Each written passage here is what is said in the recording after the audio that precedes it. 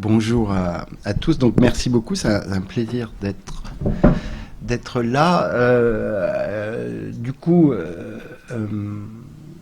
comme vous avez déjà entendu et discuté avec beaucoup d'éminents spécialistes de ces questions, et que j'ai l'impression que votre axe du numérique en fait a beaucoup pris la question des données et du coup des calculs.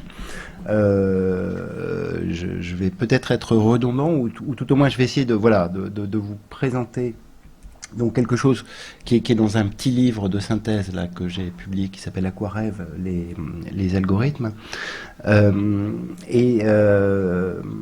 d'essayer de vous présenter. Alors, je suis un peu prisonnier de slides qui fait que du coup je me répète, mais je vais présenter en fait le tout petit modèle pédagogique qui sert d'armature à ce livre, mais en ouvrant de temps en temps, et j'espère sans vous perdre trop, des parenthèses justement pour positionner à la fois la démarche par rapport à celle d'Éric Sadin, d'Antoinette ou d'Yves Citon, et d'essayer d'ouvrir des pistes que je laisserai en friche pour des discussions avec vous par la suite, puisque la présentation, elle couvre en gros, d'une certaine manière, premier chapitre de l'ouvrage, et qui est, alors je vais aller vite sur certaines questions, puis je vais m'étendre sur d'autres, mais qui est donc un contexte que vous connaissez, dont le tableau vous a été dressé précédemment. Les capteurs et les technologies du numérique enregistrent des quantités proliférantes et massives de données. On ne sait pas très bien à quoi ça sert. On ne sait pas très bien ce qu'on en fait. On ne sait pas très bien les stocker. Elles sont... alors là, je le dis en praticien de la donnée, elles sont sales, incompréhensibles, mal construites, mal catégorisées, les matrices sont creuses, les corrélations sont faibles. Donc il y a de temps en temps dans le discours sur les big data, et là je le dis par rapport au travail d'Éric, que je trouve aussi très important, d'Éric Sadin, mais en même temps avec une emprise sur la réalité des pratiques qui est assez faible et qui est plus proche de la fiction ou de l'imaginaire de la science-fiction que de la réalité. C'est qu'en fait, des données, on ne tire pas grand-chose en fait, quand on travaille avec les données. Alors, je ne sais pas si certains d'entre vous savent ce que c'est qu'un fichier de données, mais le faire parler, c'est une épreuve considérable, et surtout quand c'est des données numériques, parce qu'elles sont particulièrement sales, particulièrement difficile à interpréter. Et du coup, cette idée un peu magique, Bruno Latour dit, le modèle double-clic qu'on a tous en tête et qu'on voit dans les films, vous savez, quand en 24 heures, on a des écrans, puis on voit tout, etc. Ce modèle n'existe pas, en fait. Hein. Il n'existe pas. Les données, les données sont sales, elles ne sont pas automatiques, elles sont assez peu temps réel. Alors, même s'il y a des tendances, vers cet horizon de l'immédiateté, du calcul, du ciblage, de l'intelligence interprétative immédiate, une donnée brute, c'est rien. Voilà, c'est une trace. Et l'enjeu central, évidemment, à la fois d'une critique des mondes numériques et en même temps d'une utilisation des données numériques pour un certain nombre de services, c'est précisément de transformer ce brut en signification.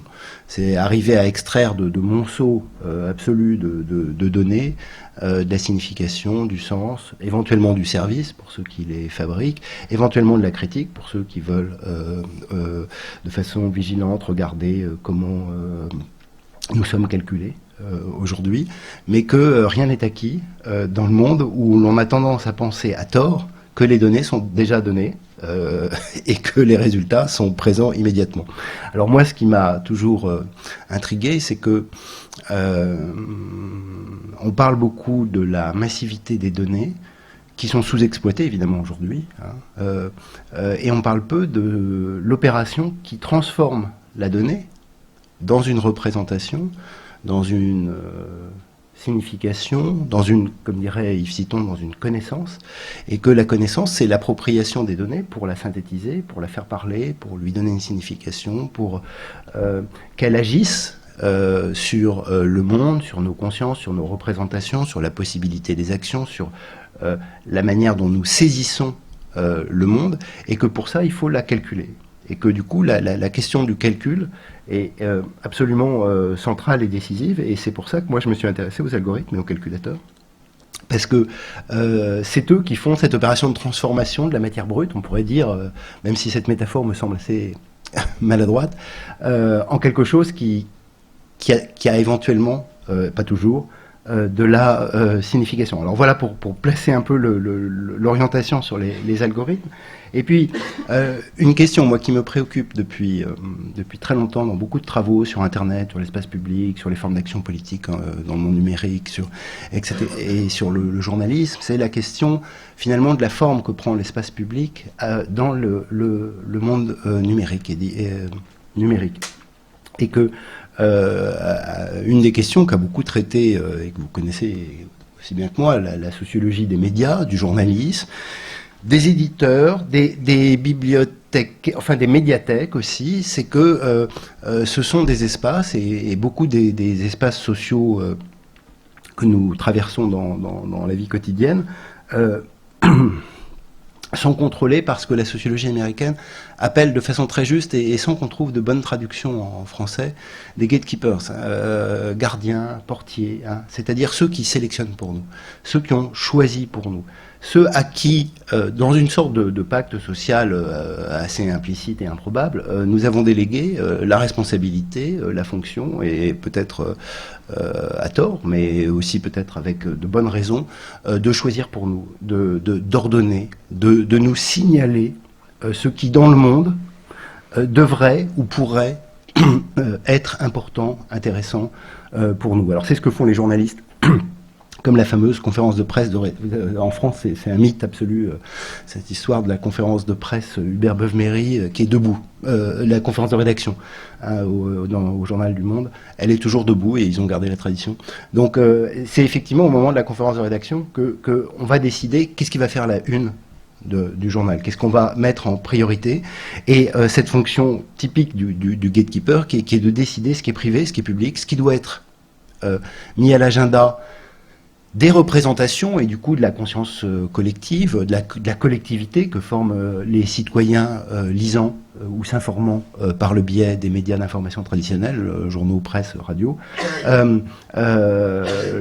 les décisions et les conversations qui ont lieu dans cette conférence de rédaction jouent un rôle particulier, puisqu'ils vont en fait orienter notre attention et définir l'agenda des priorités. Une grande partie de la sociologie du journalisme a consisté à travailler sur ce qui se jouait à ce moment-là, et sur l'ensemble des facteurs sociaux, des intérêts personnels, économiques, politiques, qui pouvaient animer les discussions et les orientations qui sont prises de façon subjective, mais structurée par des logiques de pouvoir, d'intérêt, de positionnement de médias, au sein de cette conférence de rédaction. Les gatekeepers fabriquaient notre monde, en tout cas le monde de l'information, auquel nous accédions. Alors, je pose ça parce que, évidemment, l'enjeu qui se pose dans le monde numérique, c'est qu'il y a un nouveau type de gatekeeper. Alors, même si la métaphore ne doit pas être, l'analogie ne doit pas être poussée trop loin, mais il y a un nouveau type de gatekeeper qui est apparu, et ce gatekeeper, c'est les techniques calculatoires mises en œuvre par les grandes plateformes du web pour orienter notre attention, parce que le web alors n'est pas mesurable, d'où la relativité de ces chiffres, dont on ne connaît pas la taille, mais ce que nous savons, c'est que même si nous avons le sentiment d'être perdus dans l'information numérique, qu'elle est proliférante, diffuse, incertaine, d'une qualité qu'on ne sait pas toujours très bien éprouver, etc., même si nous avons l'impression qu'elle est massive, en fait nous naviguons sur une toute petite proportion des informations disponibles.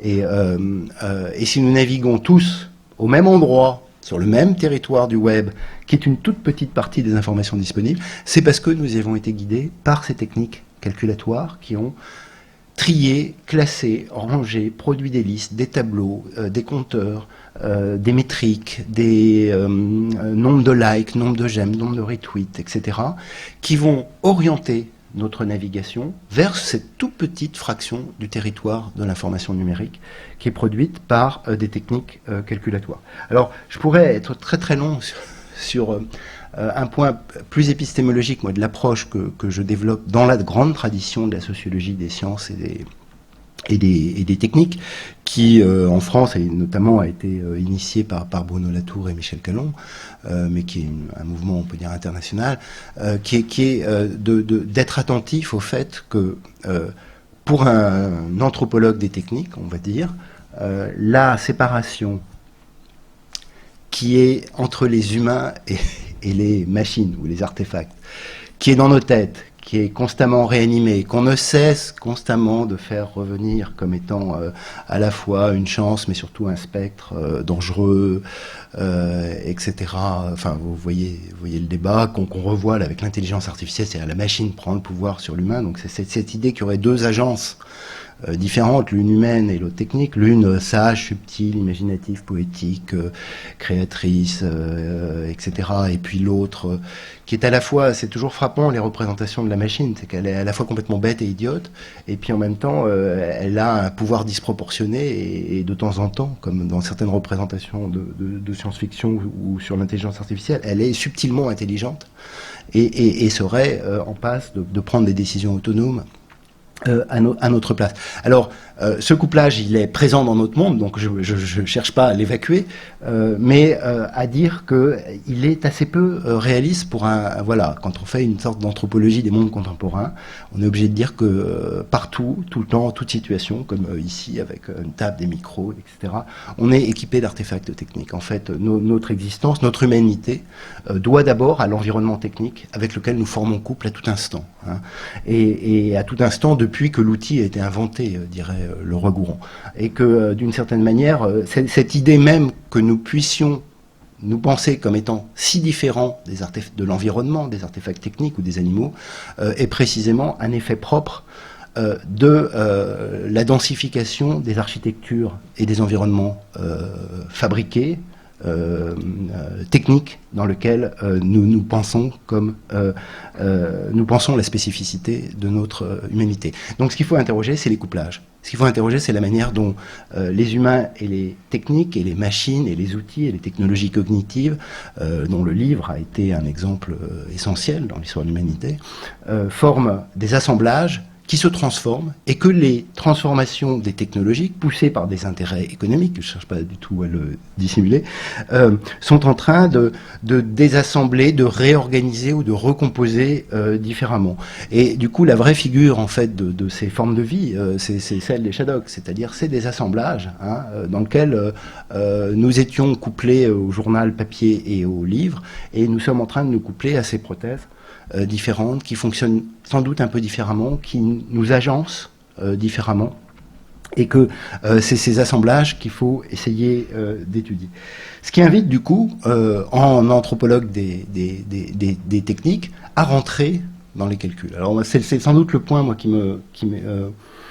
qui spécifierait une démarche de sociologue par rapport à celle de philosophe, de juriste, sur ces questions, c'est de prendre très au sérieux les mondes techniques qui nous entourent, les prendre comme des architectures qu'on peut explorer, qu'on peut investiguer, et de regarder ce qu'ils font, et de regarder comment ils sont fabriqués, de regarder qui les fabrique, de regarder les intérêts de ceux qui les fabriquent, mais de prendre aussi la forme technique en elle-même comme ayant, dans une tradition ancienne de philosophie des techniques, mais je pense que Bernard Stiegler, que vous allez voir, vous en parlera beaucoup mieux que moi, parce qu'il est un adepte, un militant forcené de la pensée de Gilbert Simondon.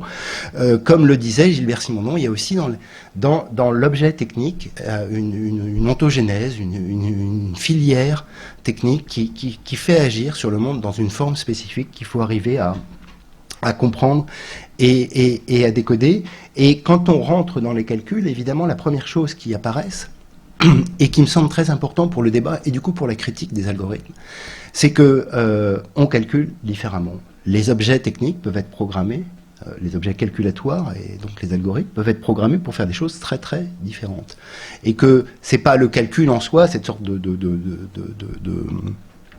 de concept abstrait, de golem philosophique qui a été créé comme la calculabilité, associée à la rationalisation, à la froideur, à la réification, etc. Enfin, on voit bien comment les philosophes se sont engouffrés dans l'idée que la calculabilité était en soi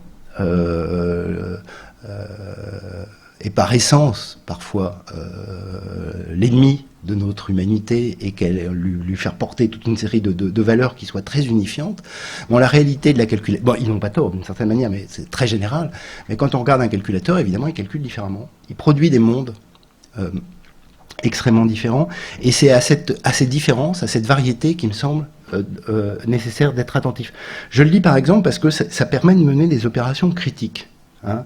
On le voit bien, je vais le redire tout à l'heure, les calculateurs font de la statistique. En fait, ce sont des suites d'instructions logiques qui produisent des choses statistiques.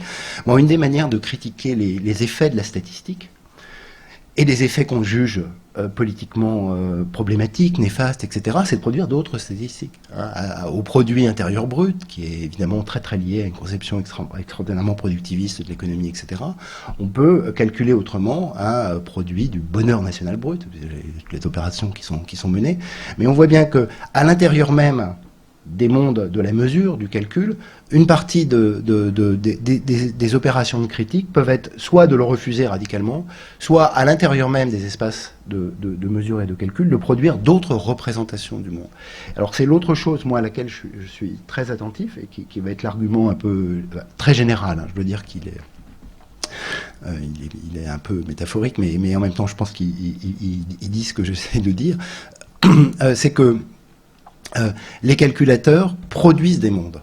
Hein. C'est-à-dire que, comme la conférence de rédaction de tout à l'heure, les choix qui y sont faits vont ensuite dessiner un univers qui devient notre habitat, qui, d'une certaine manière, urbanise ou crée une architecture dans laquelle nous nous déplaçons comme un allant de soi, assez peu réfléchi, très souvent, mais qui a été fabriqué par les décisions qui ont été prises dans la salle de rédaction.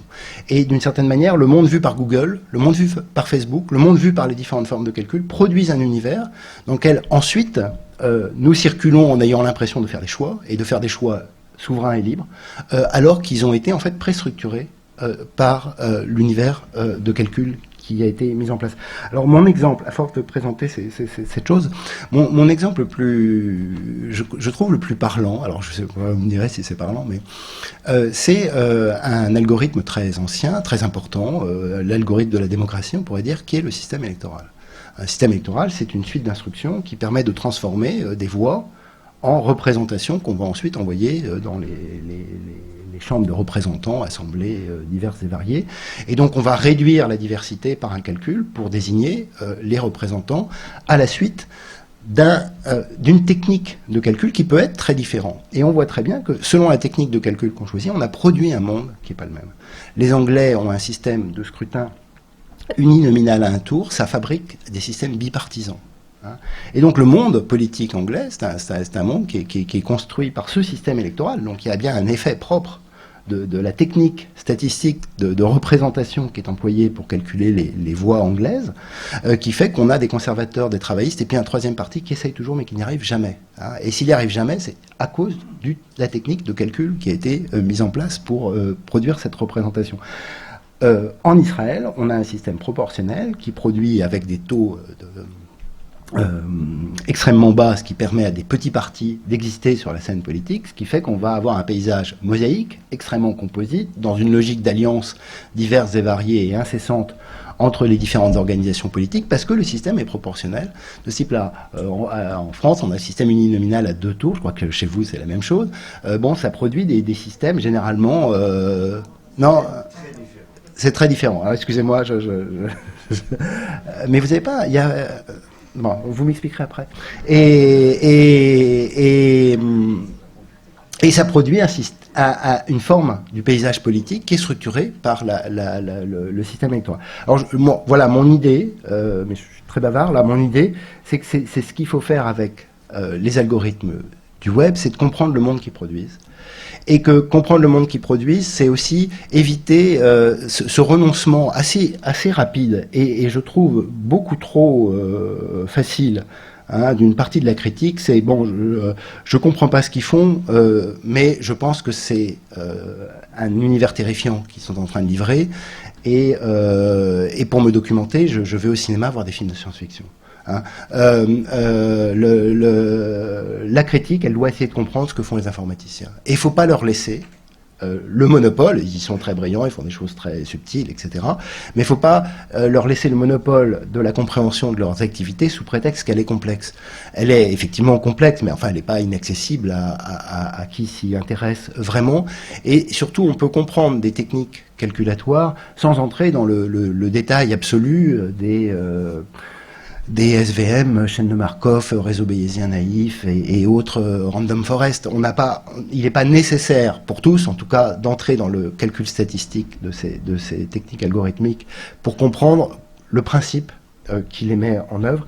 Et c'est ce que j'ai, moi, essayé de faire dans ce ouvrage qui est une destination pédagogique, en fait, hein, qui est d'essayer de dire, s'il faut les mettre en débat, essayons de voir si on peut raconter ce qu'ils font, de façon extrêmement naïve et sommaire, hein, j'en conviens bien, je pense que n'importe qui connaît vraiment ces outils aura beaucoup de reproches à faire à ce que je vais dire, mais de voir comment ils calculent, parce que dans le calcul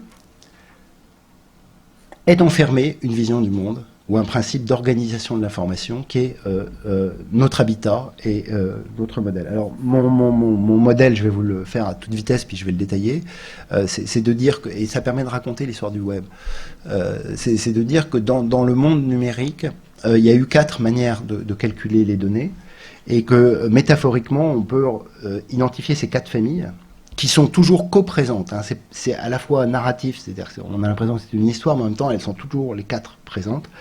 C'est de séparer les données, donc cette pelote informe, et le calculateur, et de le déplacer autour des données. Et donc, quand on met le calculateur à côté des données, le monde qu'on dessine dans la construction parfaitement arbitraire que j'essaye de rendre narrative, c'est qu'on dessine le monde de la popularité. Et quand on met le calculateur au-dessus des données, et ça c'est ce que fait le PageRank de Google, qui est un peu le prince des algorithmes, on produit un monde qui est celui de l'autorité. Hein, et l'autorité, pas l'autorité du statut social, hein, mais l'autorité des pairs, hein, dans cet univers-là. Je vais y revenir. Quand on met le calculateur dans les données, et ça c'est ce qui nous arrive avec les pages Facebook, le web social, Twitter, Pinterest, etc. Le genre de monde qu'on produit est un monde dans lequel l'organisation est produite sur la valeur de la réputation, hein, et du principe de réputation. Et puis quand on le met sous les données, et ça, c'est la grande vague actuelle dans le monde des algorithmes, avec les techniques qu'on appelle de machine learning, j'en dirai un mot. On mesure des traces et on produit de la prédictivité. Et donc, mon idée, c'est qu'avec ces 4 familles, ces 4 manières assez différentes de calculer, on produit des univers qui sont soit celui de la popularité, de l'autorité, de la réputation ou de la prédictivité. C'est pas la même chose, c'est pas la même manière de classer, c'est pas la même manière de se représenter la société, et c'est pas la même manière de positionner l'individu par rapport au collectif, par rapport auquel il est calculé. Alors, ça dépend de beaucoup de principes et de choses, mais là je vais aller plus vite pour m'attarder juste sur quelques points.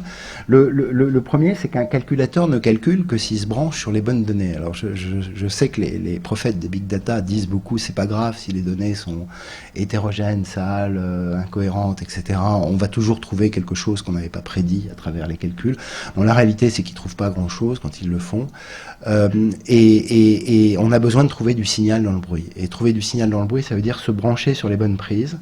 Et comme j'ai 4 familles, je vais avoir 4 types de prises. Et dans l'histoire du web, il y a 4 endroits qui jouent un rôle très important pour arriver à capturer de la signification dans les données numériques. Hein. Et ces 4 endroits, de façon simplifiée, c'est le lien hypertexte, c'est tous les signaux du web social, liker, retweeter, nombre d'amis, etc. C'est cliquer, et on appelle ça la vue, hein, le clic. Et puis c'est la suite des clics, qui n'est pas la même chose que le clic unitaire, qu'on appelle la navigation, hein, ou la trace de navigation. Donc avec le lien, le like, la vue et la trace, on a 4 grandes familles de données qui vont être calculées par ces 4 familles. Et évidemment, il y a une tension qui apparaît d'emblée, c'est qu'il y a des traces qui ont été produites de façon explicite par les utilisateurs. Je fais un lien hypertexte, je like une information, et puis il y a des données qui sont prélevées un petit peu à l'insu de la conscience réflexive que l'utilisateur pourrait avoir sur le fait qu'il est en train de donner une donnée qui va ensuite faire retour dans des systèmes calculatoires et revenir vers lui. Alors,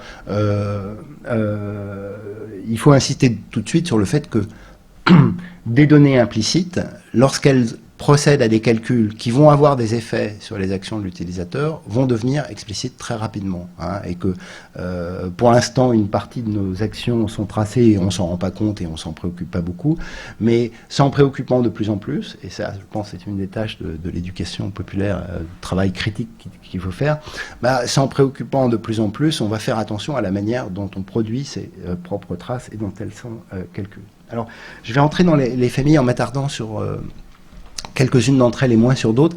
Et je ne vais pas insister beaucoup sur la première qui cherche à côté du web, à côté des données, à mesurer la popularité, parce qu'elle est hyper conventionnelle et classique. Elle est en fait, le monde numérique n'a fait que déplacer des techniques de mesure qui marchent déjà pas super bien, mais enfin qui marchotent pour le monde de la radio, de la presse et de la télévision, et les appliquer au web où en fait elle continue à mesurer, mais en grande partie dans le vide, précisément parce que l'univers des données, l'offre d'informations numériques est sans commune mesure avec l'offre de la radio, de la presse et de la télévision, et que du coup, classer la popularité des sites est extrêmement vague et incertain, et surtout ça ne marche que pour les sites les plus célèbres, comme l'étaient les radios.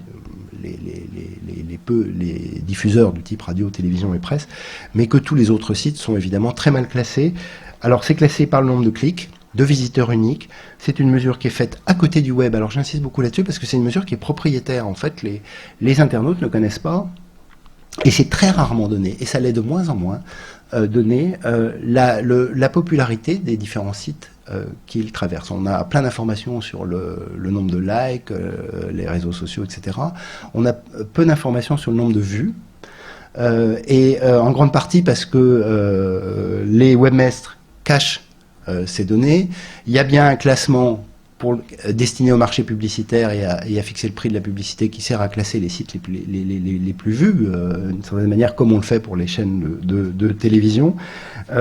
Mais la promesse qui était celle du web d'avoir une mesure précise et exacte, et notamment qui était demandée par les publicitaires, là où tout était un peu flou dans le monde de la radio, de la télévision, on ne sait pas très bien si les gens sont devant leur télé au moment de la publicité, etc. Mais enfin, on a mesuré un chiffre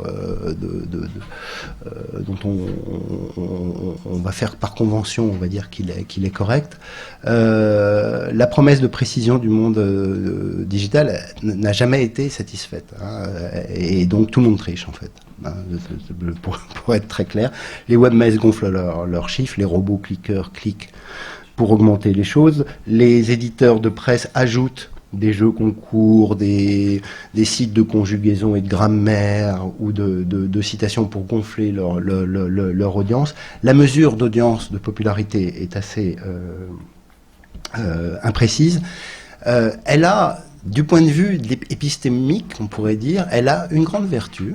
Et j'insiste là-dessus parce que cette vertu va disparaître dans les trois autres familles, c'est qu'elle considère que tous les internautes sont égaux, hein, visiteurs uniques. C'est comme elle reprend le modèle électoral, elle considère que tous les clics ont la même valeur et qu'il n'y a pas un cliqueur qui a plus de poids qu'un autre clic dans la hiérarchie de l'information. Et puis elle est hyper centrale, c'est-à-dire qu'elle classe pour tout le monde, et du coup son périmètre de référence c'est souvent celui de la communauté linguistique ou nationale, hein. Les Belges, les Français ont désigné comme étant les plus populaires les sites qui ont reçu le plus de clics. Évidemment, il y a toujours, je le dis tout de suite, mais il faudra le dire pour chaque famille, chaque métrique suscite des manières de tricher avec la métrique, c'est le propre même, c'est l'essence de ces techniques calculatoires, c'est que dès qu'on place un calculateur dans le monde social, les gens agissent en fonction du calculateur et essayent de produire des chiffres qui leur plaisent. Et puis c'est une audience qui ne prédit pas la qualité. Alors ça on connaît la chose, c'est pas la popularité qui définit la qualité de l'information, et c'est à mon sens pour cette raison que le web a inventé une deuxième famille, qui est beaucoup plus original, parce que là, on ne l'avait jamais vu dans l'histoire des médias. Et alors moi, je l'aime beaucoup, du coup, j'en parle longuement, je l'ai beaucoup étudié, etc. Et je pense qu'on va la regretter parce qu'elle est évidemment en train non pas de disparaître, mais d'avoir moins d'importance qu'elle n'en a eu dans l'imaginaire des pionniers et dans la construction des communautés du web et dans la construction du moteur de recherche de Google. Alors l'idée, c'est de valoriser la notoriété et l'autorité. L'autorité n'est pas la popularité. Hein. C'est une mesure qui a été, alors dans l'esprit des pionniers de l'Internet, qui a été inventée par Sergey Brin et Larry Page, les fondateurs de Google en 99, elle est en fait reprise à une idée beaucoup plus ancienne qui date des années 60 et qui a été développée par Eugene Garfield pour mesurer l'autorité des revues scientifiques. Hein, et une revue scientifique a plus d'autorité, hein, qui est une approximation de la qualité, mais qui n'est qu'une approximation de la qualité parce qu'elle a été citée par d'autres revues scientifiques qui eux-mêmes ont été cités par d'autres revues scientifiques.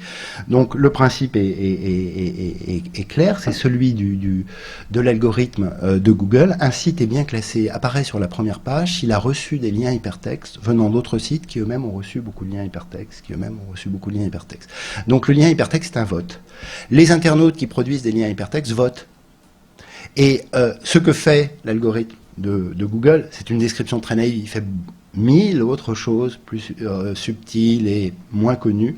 Mais ce qui reste son épine dorsale, jusqu'à il y a peu de temps en tout cas, c'est l'idée qu'il va mettre en avant les sites qui ont été cités par d'autres sites à travers des liens hypertextes. Et que si vous êtes cité par Le Soir, ça n'a pas la même valeur que si vous êtes cité par le blog de ma petite cousine. Donc les votes ne sont pas égaux. C'est une mesure qui est fondamentalement méritocratique. Celui qui a déjà été beaucoup cité, quand il cite quelqu'un d'autre, il lui apporte énormément de jus de lien, comme on le dit dans le jargon de Search Engine Optimization, alors que, évidemment, un blog inconnu ne transfère pas de jus de lien ou transfère peu de jus de lien à travers son vote.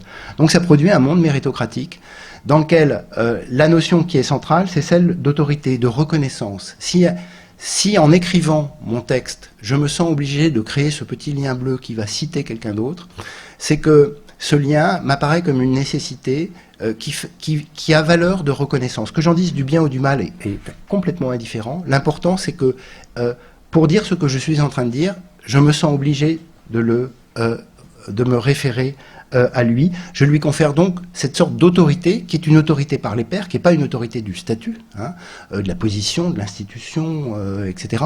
C'est une autorité de la mise en circulation des documents, et c'est une idée qui, je ne vais pas m'étendre là-dessus, mais qui est au cœur de la grande rêverie qui a animé les pionniers de l'Internet, hein, et une rêverie qu'on peut même faire partir de Belgique, on fait beaucoup maintenant partir de Paul Otlet, hein, qui commence avec l'idée de Paul Otlet de créer des fiches qui n'associent pas l'autorité du livre par le nom d'auteur, mais qui essaye de créer des liens entre les idées en découpant les livres avec son système de fiches, puis qui va courir vers Vannevar Bush dans les années 45, qui va ensuite être reprise par Ted Nelson dans les années 70 et par Doug Engelbart, le fondateur de la micro-informatique personnelle, et que Tim Berners-Lee, en 1990, va concrétiser à travers l'invention du web. Le web est un tissu de textes qui se parlent entre eux, en effaçant la personne, au sens de l'autorité, de la psychologie, la personnalité des personnes qui ont créé ces pages. Ce sont les pages web qui se parlent entre eux, avec cette idée que, entre elles, circule un tissu de liens hypertextes. Et ce qu'essaye de faire l'algorithme du PageRank, c'est d'extraire de la circulation de ces liens quelque chose comme une information qui vaut comme un signal d'autorité et de reconnaissance qui permet de classer l'information sur le web. Si un site est bien classé sur le moteur de recherche, je ne parle pas des liens publicitaires, hein, je parle bien du classement qu'on dit naturel. Si un site est bien classé, c'est pas parce que les gens ont beaucoup cliqué dessus, c'est parce qu'il a reçu beaucoup d'autorité des autres webmasters, et c'est la raison pour laquelle les gens vont ensuite, parce qu'il est bien classé, cliquer dessus. Mais donc c'est pas la popularité qui fait la force du site, c'est son autorité dans la structure du web qui fait qu'ensuite il va acquérir une popularité importante. On a tendance à confondre autorité et popularité, mais on voit bien que le calcul qui a produit cette affaire n'associe pas la popularité à l'autorité. Elle produit de l'autorité qui ensuite, sur la première page de Google, crée de la popularité, mais dès que vous allez sur la 2e et la 3e page, on a beaucoup de travaux là-dessus, ceux de Matthew Inman notamment, on voit qu'on a des sites qui ont beaucoup d'autorité alors qu'ils ont peu d'audience, en fait. Donc dès qu'on va, et c'est un conseil qu'on ne saurait manquer de donner, dès qu'on va sur les pages 2 ou 3, ou dès qu'on ajoute un peu de mots-clés sur ces requêtes, ben, on voit apparaître des sites qui ont de l'autorité, mais qui n'ont pas forcément de l'audience. Donc l'idée que c'est l'audience qui produit le classement est assez fausse. Alors, en tout cas, c'est pas du tout ce que fait l'algorithme. Bon, l'algorithme a plein de propriétés et toute l'histoire de l'algorithme de Google est une sorte de, comme beaucoup d'algorithmes, mais celui-là de façon particulièrement théâtrale, incroyable, complètement centrale, joue au jeu de chat et de la souris avec les webmesses depuis maintenant 15 ans, 16 ans. Les webmesses trouvent un truc pour produire des liens qui n'ont pas d'autorité mais qui sont stratégiques.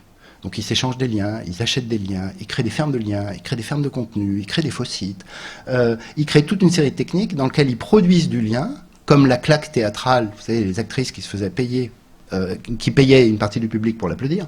Donc les sites créent des gens qui les applaudissent en créant des liens pour essayer de remonter dans le système le classement de Google, et Google essaye de créer dans son algorithme une technique pour identifier si le lien hypertexte, il doit le garder dans le calcul, ou bien ne pas le garder, parce que le lien est soit naturel, soit stratégique.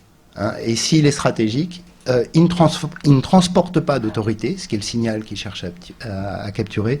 Il transporte des stratégies de mise en visibilité des sites web, et notamment des sites marchands qui payent très cher beaucoup d'entreprises de référencement pour essayer d'obtenir des liens hypertextes. Alors, il y aurait énormément à dire, mais je suis en train de prendre trop de temps, sur la construction épistémique qui est derrière cette idée absolument scientiste, qui a une sorte d'objectivité instrumentale, que le calculateur, s'il est au-dessus des données, va pouvoir faire la meilleure mesure possible, la meilleure approximation de la mesure de la qualité, comme dans la science expérimentale, à condition que les sujets qu'il observe n'agissent pas en fonction de celui qui les calcule. Et donc la coordonnée essentielle de ce dispositif statistique, son architecture épistémique, c'est que le microscope n'agisse pas sur le milieu observé. Si les gens agissent en fonction du microscope, ben évidemment la mesure est fausse. C'est le grand problème que rencontre Google dans cette lutte interminable avec les webmesses, et il la rencontre, je cherche un instant, mais je sais que cette provocation suscitera le débat tout à l'heure. Il cherche à se faire oublier des internautes pour de bonnes raisons, qui sont des raisons statistiques, entre autres.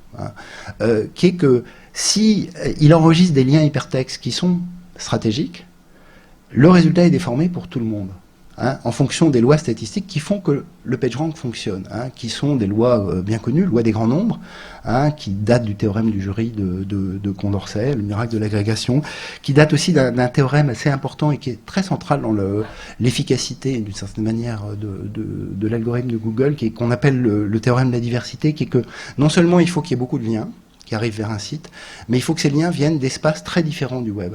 Et plus il a été reconnu par des liens très différents, plus on peut juger de la centralité et de l'autorité du lien en question. Alors, Hélène London-Moore, qui est une philosophe qui travaille beaucoup sur ces questions de loi des grands nombres et de théorème du jury, prend l'exemple du film qui est toujours très parlant pour ça, et je pense très explicite, que vous avez sans doute vu, La 12 hommes en colère, avec Henry Fonda. Et alors, l'exemple est parfait. Dans 12 hommes en colère, s'il y avait 12 Henry Fonda dans le jury qui se réunit pour discuter de la culpabilité du prévenu, ça ne marche. Jamais il ne prouverait son innocence. Ce que fait Henry Fonda pendant tout le film, c'est ce qui fait la richesse narrative du film, c'est qu'il va aller chercher dans chacun des membres du jury une particularité et une spécificité de leur position.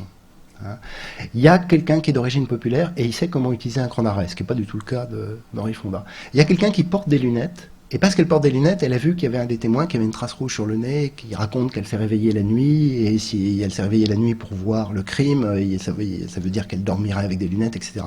Donc en fait, ce qu'il fait, c'est qu'il va chercher origine populaire, porter des lunettes, etc. dans chacun des votants, une spécificité qui fait que l'agrégation de leur spécificité produit le genre de qualité globale, moyenne, il faut quand même le dire, que fait le PageRank quand il agrège des liens qui viennent de pays différents, de sites différents, etc. Plus il y a de diversité, en fait, plus il y a une sorte de centralité qui vaut pour une approximation de la qualité algorithmique par Google. Et puis, bon, je l'ai dit, mais on n'y insistera jamais assez, le problème du PageRank, c'est qu'il faudrait que les internautes qui font des liens n'agissent pas en fonction de Google. Voilà, ce qui est évidemment complètement naïf. Mais c'est souvent comme ça. Les formes statistiques réduisent le monde social, hein, et en donnent une conception qui évidemment est assez naïve quand on est dedans. Hein, mais de se dire, les liens doivent être naturels ou organiques, et les gens de Google, si certains d'entre vous la connaissent un peu cet univers, connaissent un gars qui s'appelle un type très intriguant qui s'appelle Matt Cutts. Donc tous les webmasters connaissent Matt Cutts, ça c'est leur héros. C'est la personne chez Google qui parle aux webmasters, qui leur explique comment faire un bon site. Hein, et alors il leur dit toujours la même chose, il dit faites un bon site de qualité. Hein, mettez de l'information, ne faites pas de faute d'orthographe, mettez un titre et deux sous-titres, parlez bien du sujet dont vous parlez, ne faites pas comme je suis en train de faire, des parenthèses interminables, soyez précis et surtout ne copiez pas sur votre voisin. Hein. Et puis ensuite, le mérite vous reviendra parce que vous serez cité par les autres. Mais ne cherchez pas à produire votre propre mérite. Le mérite, c'est quelque chose de naturel. Hein. Vous allez recevoir des liens parce que vous avez produit un bon site. Si vous commencez à fabriquer votre réputation, là, on va vous punir. Et des fois, quand Google trouve, ils en ont beaucoup trouvé, des gens qui ont triché, ils les bac-à-sablissent, c'est-à-dire qu'ils passent de la page 1 à la page 20 pendant 6 mois. Hein. C'est pour certaines entreprises, ça a eu des conséquences absolument effrayantes. En fait, c'est une conception très morale de l'ordre de l'information. Hein. La visibilité, soit ça se mérite, soit ça s'achète. Hein. Et la page de Google, et avec cette frontière qui, alors je sais qu'il y a beaucoup de tests paranoïaques pour dire qu'on peut payer et traverser le mur, hein, la muraille de Chine entre la publicité et le classement naturel, mais la réalité c'est que Google a des intérêts économiques majeurs à maintenir cette frontière. Hein. Et soit elle se mérite et vous êtes dans le classement naturel, soit vous la payez parce que personne ne vous cite, et dans ces cas-là, Google va vous montrer, mais vous allez payer Google. Et c'est un modèle économique absolument sidérant, hein, qui ramasse énormément d'argent. Alors, je vais vite, cette mesure, elle produit des effets critiques extrêmement nombreux. Alors, on pourrait en faire une liste complète. Elle a pour défaut notamment d'être complètement centrale. Elle est comme la popularité, elle classe tout le monde. Hein. Alors même s'il y a de la personnalisation, on essaie de regrouper pour tel mot-clé dans une communauté linguistique identique et sur un territoire relativement proche, l'ensemble des informations. Et du coup, cette centralité devient complètement écrasante. Et du coup, sur la première page n'apparaissent que les sites moyens, ordinaires, hypercentraux. En fait, hein. L'autorité devient une sorte de centralité. Et la raison statistique s'appelle l'effet Mathieu, alors qui est un effet très célèbre en théorie des réseaux, qui nous vient des évangiles. Hein. On donnera encore plus à celui qui a déjà beaucoup et on donnera encore moins à celui qui n'avait pas beaucoup. Hein. C'est qu'en fait, on renforce la place centrale de ceux qui ont déjà beaucoup de ressources et qui voient un effet d'accumulation extrêmement fort. Du coup, et ça je pense c'est une conséquence politique majeure des mondes méritocratiques que produit l'Internet, on crée des distributions absolument inégalitaires entre les 1% qui ont été retenus et qui sont au cœur des mécanismes d'autorité, et puis tous les autres qui sont invisibilisés par ces dispositifs. Et puis la deuxième critique qu'on peut en faire, c'est qu'évidemment c'est très élitiste, parce que ne participent au vote que ceux qui créent des liens hypertextes, et qu'on oublie qu'il y a des nouveaux publics du classement qui sont arrivés avec le web social. Alors je voudrais m'attarder un instant sur la troisième famille, mais en allant extrêmement vite, il y aurait beaucoup trop de choses à dire, qui est apparue avec l'idée originale, apparue à partir des années 2004-2005, de dire popularité et autorité présente le défaut des médias classiques, c'est de tout ramener au centre, hein, et donc de moyenniser tout vers le centre. On va trouver une manière de respecter la diversité et l'hétérogénéité des sociétés qui s'individualisent, en donnant à chaque individu la possibilité de constituer un espace personnel, mais constitué sur une base affinitaire, qui fait qu'il va choisir des amis, alors ce qu'on va appeler des amis, abonnés, followers, etc., sur des réseaux sociaux qui vont devenir la fenêtre de visibilité depuis laquelle ils voient l'information. L'information n'est pas centralisée pour tous dans une hiérarchie centrale, elle est éclatée en autant de niches dont la responsabilité de la constitution a été confiée aux individus à travers le choix d'abonnement qu'ils ont fait en choisissant des followers, des amis Twitter, des Pinterest, des Instagram, etc., etc. Et le mécanisme qui est au cœur de cette affaire, c'est que quand je like ou retweet un lien, je pose bien une qualité sur le document, et je lui donne de la force qui va lui donner de la visibilité, mais je pose aussi une qualité sur ma personne. Hein, et ma personne, c'est mon identité numérique. Et on voit bien que tout le mécanisme sociologique qui était beaucoup étudié, moi j'ai beaucoup donné dans ces choses-là, c'est de dire que le partage, le like, les retweets, c'est une opération dans laquelle on attribue une qualité à un objet, à un item informationnel, mais en même temps, comme cette attribution de qualité est visible par mon réseau social, elle contribue à la production de mon identité et de la réputation que je cherche à faire. Et donc, ce qui permet d'expliquer que on ne retweet ou like pas n'importe quel lien de façon aléatoire, mais qu'il y a tout un travail de production de la construction de soi, de sculpture de l'identité qui se joue en fait dans ces mécanismes de partage, hein, ou bien de géolocalisation. Par exemple, moi j'avais travaillé un temps avec un collègue sur les Foursquare. Foursquare maintenant, je crois que c'est quasiment en panne, mais un peu Facebook Places, c'est l'idée qu'on dit où on est. Hein, à ses amis. Bon, et alors quand on regarde la carte des endroits où se trouvent les gens, c'est toujours des endroits chics, ils sont dans des bars branchés, ils sont dans les salles de concert, ils sont à des endroits très valorisants. Hein, donc on voit bien ce mécanisme de porter un badge. Ils sont jamais à la laverie automatique, au supermarché, etc. Donc on voit bien que ce qu'on montre de soi, les informations produites par les gens, elles contribuent non seulement à la valorisation des informations, mais surtout à la fabrication de l'identité des personnes, parce que ce qui est montré est ensuite porté dans la construction de l'identité numérique des personnes, qui est leur fiche personnelle sur les réseaux sociaux, et que du coup, alors que Google cherchait à effacer les personnes, le PageRank cherche à effacer les personnes pour voir les liens entre des documents, le web qui apparaît dans le monde du web social, c'est un web dans lequel les personnes et les documents sont accrochés les uns sur les autres, à tel point qu'on peut porter même la métrique, non pas sur les documents, mais sur les personnes. Vous avez des sites qui classent la réputation. Et du coup, la valeur centrale de cet univers n'est plus la popularité et l'autorité, mais la réputation des personnes, qui est constituée à travers cette ombre qui nous accompagne partout, qui est notre identité numérique, qui est le lieu dans lequel on capitalise l'ensemble des signaux, retweets, réputation, qu'on a pu produire à l'intérieur de l'espace relationnel du web. Ça pose beaucoup de questions que j'évoque très vite, mais peut-être pour la discussion. D'abord, le fait que ces métriques sont complètement locales. Hein, donc, en fait, elles nous enferment dans des bulles, disent certains, je ne suis pas tout à fait sûr que ce soit le cas, mais elles nous enferment dans des bulles qui sont liées au choix d'amis que l'on a fait. Et puis, elles ont une épistémologie qui est radicalement différente de celle que j'ai évoquée tout à l'heure avec Google. Alors, je caricature, mais je pense quand même que c'est au cœur, en tout cas moi, de l'argument de l'ouvrage, qui est de dire que, alors que dans l'objectivité instrumentale, le calculateur cherche à disparaître de la conscience des acteurs qu'il mesure, le fait que le calculateur soit sur la page web, donc il est bien dans les données, dans le web, qu'on le voit, nombre d'amis, nombre de retweets, etc., fait que les gens agissent en fonction du calculateur. Hein, et que du coup, la boucle d'action entre ce que je fais, ce que je dis, ce que je partage et ce que j'échange, et puis la mesure des effets de mes actions sur ma réputation, sont directement présents dans la logique même de la fabrication des actions. Hein. Tout le discours du community management, etc., consiste à donner des recettes pour augmenter sa réputation et améliorer les compteurs.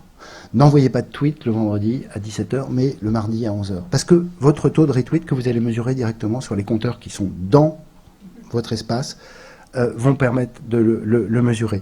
Et donc, cette chose assez essentielle qui apparaît, c'est que, et qui est beaucoup observée par les historiens de la statistique, hein, c'est une chose qui est beaucoup fascinante, c'est qu'on entre dans une logique de benchmark. Hein. Le benchmark, c'est une statistique qui, à la différence de l'objectivité instrumentale, qui cherche à dire quel est le réel, à mesurer le réel, là, en fait, les compteurs ne mesurent jamais le réel. Hein, et toute la logique de benchmarking qui est apparue dans nos sociétés dans les années 80, avec les palmarès, les mesures, les KPI, l'évaluation constante dans le monde de l'entreprise, mais aussi de la politique publique, de tout mesurer, de tout calculer pour pouvoir avoir des indices, des indicateurs, elle ne cherche pas à mesurer la réalité. En fait, elle cherche à comparer.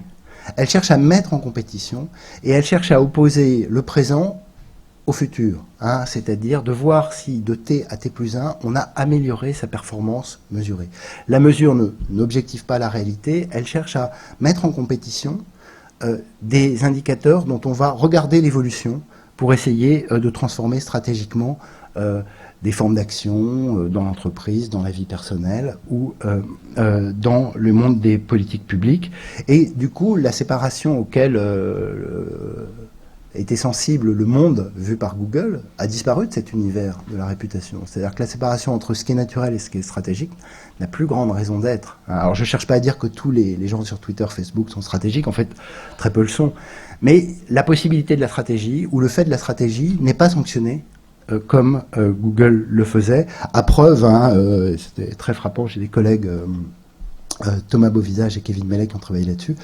Facebook et Twitter font assez peu d'efforts pour chasser les faux amis. Bon, ça ne détruit pas le résultat global. Ça discrédite ceux qui se font prendre, mais ça n'a pas plus de conséquences. C'est une mesure qui ne fait pas de convention et c'est une mesure qui présente ou qui a été critiquée sur un point qui me semble majeur pour introduire la dernière famille et qui est très présent chez les tenants des big data, qui est de dire bon, avec le monde du web social, on a vu émerger énormément de mesures, de métriques, de signaux, d'informations. Il y a eu beaucoup de promesses aussi qui ont été faites sur l'idée que toutes ces informations allaient permettre de prédire des choses. Les résultats des élections, la réussite d'un film, le cours d'une action en bourse, etc. Bon, la réalité, c'est que ça prédit pas grand-chose. Hein. C'est pas très représentatif, c'est des informations qui sont auto-sélectionnées, du coup, elles traduisent des dynamiques sociales, c'est des choses très intéressantes qu'on peut faire avec, mais on peut pas en tirer quelque chose de représentatif. Les Écossais sur Twitter, c'est mon exemple favori, mais j'avais suivi ça de près, ceux qui étaient pour l'indépendance, phénomène d'auto-sélection, avaient très envie de le dire. Et donc si on mesure le résultat des élections du référendum écossais sur Twitter, l'Écosse est indépendante, il n'y a pas de doute, plus de 60% étaient favorables à l'indépendance. Ceux qui étaient favorables à l'idée de rester dans le Royaume-Uni n'avaient pas le même désir de le dire et de l'exprimer sur Twitter. Et donc on voit bien les problèmes statistiques que pose l'idée qu'on puisse calculer ce qui arrivera dans le monde social à partir des signaux expressifs, des représentations, des projets, des désirs qui ont été affichés sur les réseaux sociaux. Alors, les gens des big data vont se servir de cet argument pour dire qu'il faut mettre le calculateur sous les données. Hein. Et leur argument central, c'est de dire que les comportements ne correspondent pas aux représentations. Alors, je ne sais pas si vous avez... C'est plutôt franco-allemand, mais en France, il y a toujours un truc qui fait rire tout le temps dans les enquêtes auprès des Français, c'est que dans les enquêtes, il y a 20% des Français qui regardent Arte, et en réalité, il y en a que 3%. Hein, bon, donc on voit bien que ce qu'on dit et ce qu'on fait sont pas la même chose. Il y a un autre exemple que je cite beaucoup, mais qui m'a beaucoup amusé, qui est très très bien analysé, qui est un Netflix australien dans lequel les gens donnent une wishlist, donc les films qu'ils aimeraient voir, et puis après on compare avec les films qu'ils ont réellement regardés sur la plateforme. Alors les gens aimeraient voir des films d'Harry Dessay, ils aimeraient passer une semaine à revoir des films d'Ozu, de Bergman, etc. Mais ce soir, ils sont fatigués, du coup, ils ont regardé un truc américain qui passait. Et ce décalage entre ce qu'ils font et ce qu'ils aimeraient faire, c'est pas qu'on se ment à soi-même, hein, mais c'est un décalage temporel, en fait. Hein, c'est-à-dire que c'est une projection, c'est un désir, c'est quelque chose qui est exprimé comme étant une représentation de ce que l'individu, tel que l'individu aimerait se représenter à lui-même l'image qu'il donne aux autres à travers ses projections, qui ne correspondent pas forcément à la réalité de ses pratiques. Alors, les tenants, les prophètes des big data, enfin les plus sérieux en tout cas, s'appuient complètement sur ce décalage pour dire il faut s'occuper que des comportements et pas des représentations des individus. Ce qu'il faut suivre, c'est la trace de leurs actions.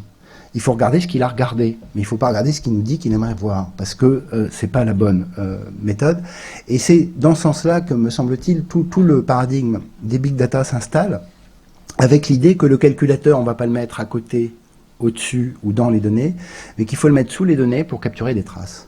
Et des traces de comportement. Il y a un behaviorisme, je pense à Antoinette Rovoy a dû vous en parler, parce qu'elle est très aussi sur cette question, et je pense qu'elle touche très juste sur cette question, c'est que c'est un behaviorisme radical. Hein. Ce qu'on suit, c'est des mouvements, des gestes, des clics, des achats, vous savez, Amazon par exemple classe et utilise comme information pour la recommandation le fait que c'est pas simplement que vous achetiez des livres, mais le fait que vous les ayez lus ou pas lus, ou que vous soyez arrêté à telle page dans la lecture de tel ou tel livre, ou même la vitesse à laquelle vous avez lu les livres. Donc, ce qu'il va essayer de capturer de vous, c'est pas simplement le geste d'acheter le livre, c'est vraiment le comportement de lecture qui devient la trace d'information nécessaire. Et pour ça, il faut l'enregistrer et du coup placer les capteurs au plus près des gestes et des actions des individus pour enregistrer leurs traces, parce que la trace, c'est ce qui prédit. Hein.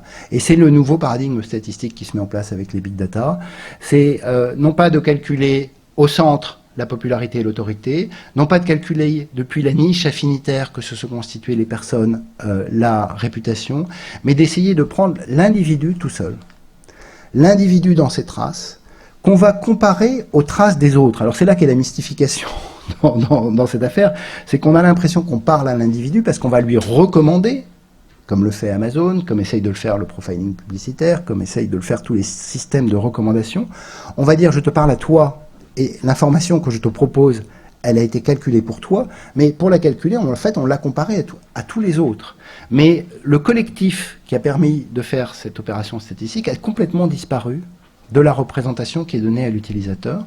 Et donc, on va comparer sa trace pour la comparer à la nuée des traces des autres et d'essayer de prédire le comportement le plus probable des individus. Alors, il y aurait beaucoup de choses à dire. La première, c'est qu'on ne prédit pas. Et alors j'insiste beaucoup là-dessus, cette technique statistique ne prédit pas, ne voit pas l'avenir dans la tête des personnes, il calcule leur passé et il fait une hypothèse centrale qui n'étonne pas un sociologue, voilà, mais alors qui peut choquer, mais qui choque les gens qui ont une conception trop héroïque de la liberté individuelle ou de l'autonomie des individus. C'est-à-dire, il dit aux individus, vous êtes réguliers, vous êtes monotones. Donc ma prédiction, c'est que vous allez continuer à faire ce que vous avez déjà fait. Et les algorithmes qui fonctionnent de recommandations musicales fonctionnent par exemple relativement bien, hein, notamment quand on a des goûts un peu de niche, quand on est au centre, ça ne sert pas à grand chose.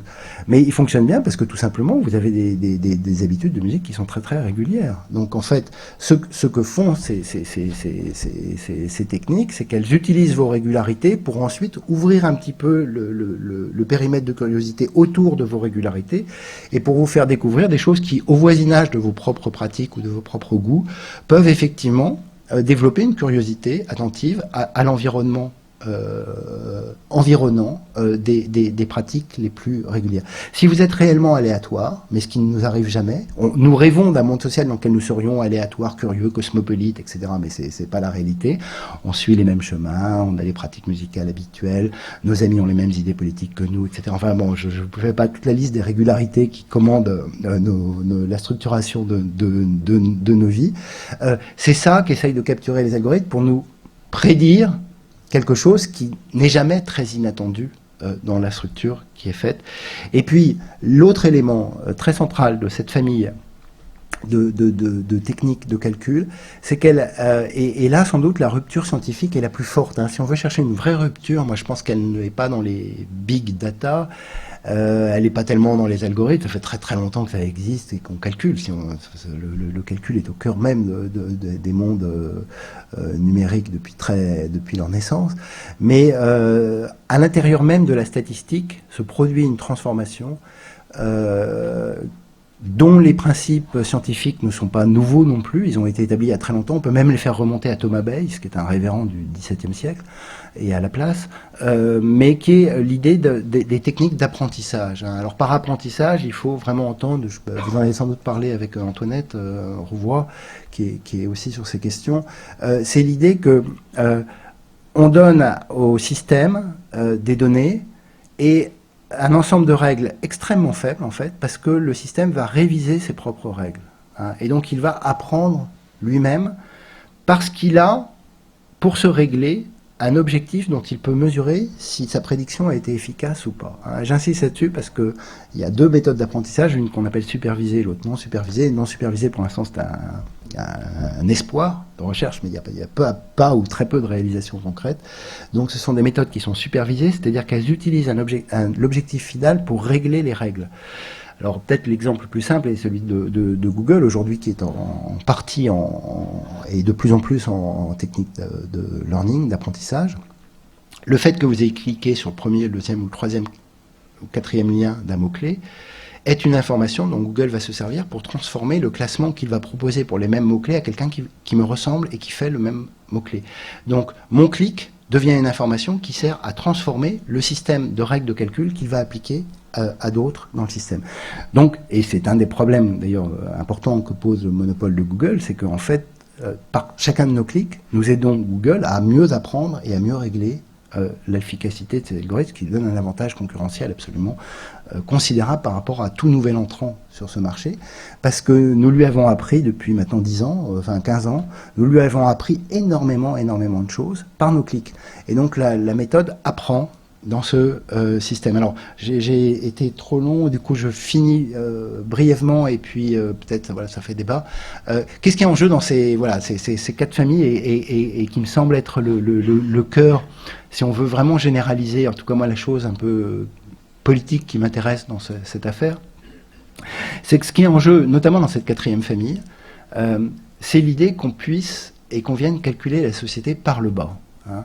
Et alors par là j'entends le fait que l'histoire de la statistique et du coup du calcul et des algorithmes a longtemps été construite par le haut, et que cette construction par le haut, elle est au cœur même, un grand historien des statistiques, et Alain Desrosières l'avait magnifiquement montré, elle est au cœur de la construction de la souveraineté et de l'État national.